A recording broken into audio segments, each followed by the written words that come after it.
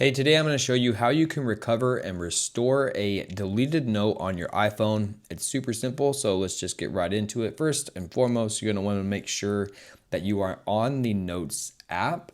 And then, just to kind of show you here how sometimes this ends up happening in the first place when we accidentally delete a note, it might be because we accidentally slid on the note that we were viewing, and then we accidentally toggled on the little trash can icon right there, which will then delete the note. So how do we get the note back? Well, it's pretty simple. What we want to do is keep on hitting this little title up here where it says folders in the upper left hand corner.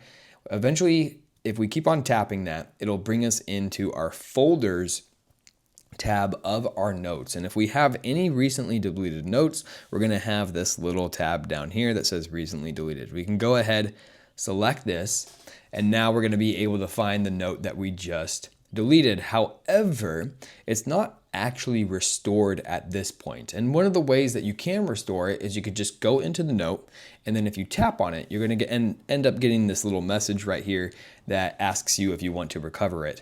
Now, if you use your Notes app very often and you have different folders, this is probably not the best way that you want to recover it, because if you do, it's not going to send it back to the same folder that you created that note in. So I actually wouldn't recommend doing it like this. I would go ahead, select cancel, and the easiest way to do it is to tap right up here in the upper right hand corner where it says edit. If we tap on this, then we can go ahead and tap on the note that we would like. And now you're going to see this option down here on the bottom left hand corner where it says move. We can go ahead and select this.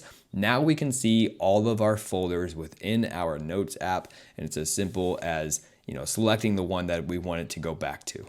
So now if I go back to my folders here, I'll see my sample notes, and the note is restored, and more importantly, it's back in the right folder. So hopefully this video helped you out. If it did, please like and subscribe. I'll see you next time.